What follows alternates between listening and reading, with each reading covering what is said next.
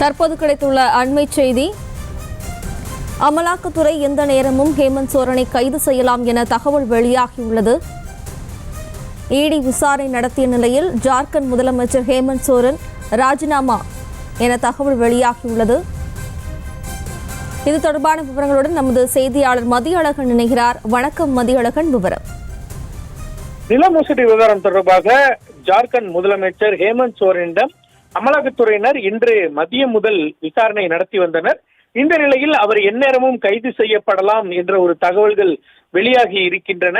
அவர் கைது செய்யப்பட்டாரா அந்த தகவல்கள் கூட உறுதியாகாத நிலையில் தற்பொழுது ராஞ்சியில் இருக்கக்கூடிய ஆளுநர் மாளிகையை சென்றடைந்த ஹேமந்த் சோரன் தனது பதவியை ராஜினாமா செய்வதாகவும் ஜார்க்கண்டினுடைய புதிய முதலமைச்சராக சம்பை சோரன் அவரை தேர்ந்தெடுத்திருப்பதாகவும் தெரிவிக்கப்பட்டிருக்கிறது.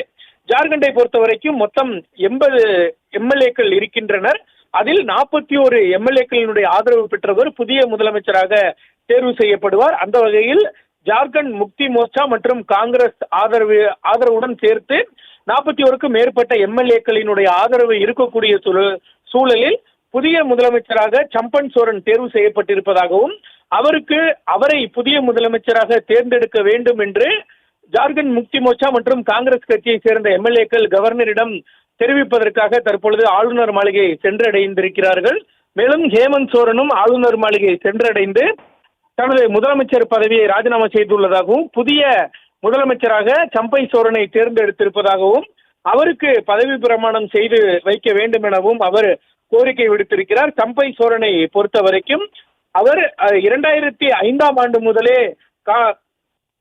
ஜார்க்கண்ட் முக்தி மோர்ச்சா கட்சியினுடைய சட்டமன்ற உறுப்பினராக இருந்திருக்கிறார். அதாவது 2வது ஜார்க்கண்ட் சட்டமன்றத்திலேயே அவர் தேர்ந்தெடுக்கப்பட்டு 3வது சட்டமன்றத்தில் அவர் அறிவியல் துறை அமைச்சராக இருந்திருக்கிறார். அதனைத் தொடர்ந்து உணவு பாதுகாப்புத்துறை அமைச்சராகவும் இருந்திருக்கிறார்.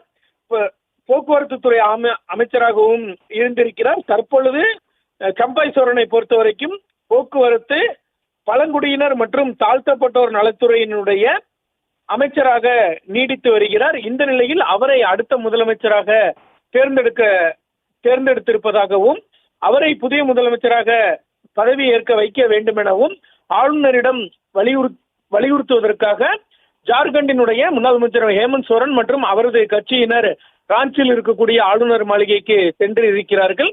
இந்த கோரிக்கையை ஆளுநர் ஏற்றுக்கொள்ளும் பட்சத்தில் ஜார்க்கண்டினுடைய புதிய முதலமைச்சராக சம்பன் சோரன் பதவி ஏற்பார் என்று தகவல்கள் வெளியாகி இருக்கின்றன. சட்டவிரோத அந்த நில மோசடி வழக்கில் அமலாக்கத்துறையால் ஹேமந்த் சோரன் கைது செய்யப்பட்டாரா இல்லையா என்ற தகவல்கள் வெளியாகுவதற்கு முன்னதாகவே தற்பொழுது ஹேமந்த் சோரன் தனது பதவியை ராஜினாமா செய்திருக்கிறார்.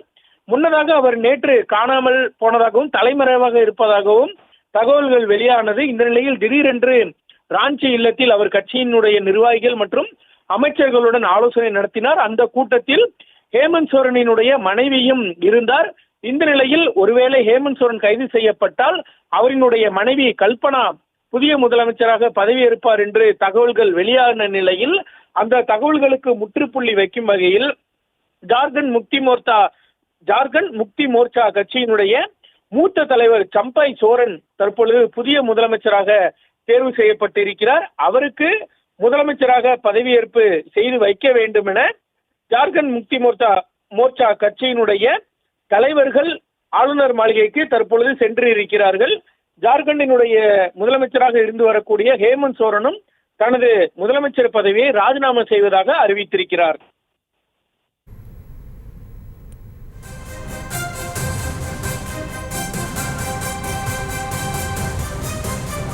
விவரங்களுக்கு நன்றி மதியழகன். செய்திகளை உடனுக்குடனும் துல்லியமாகவும் தெரிந்து கொள்ள சப்ஸ்கிரைப் பண்ணுங்க.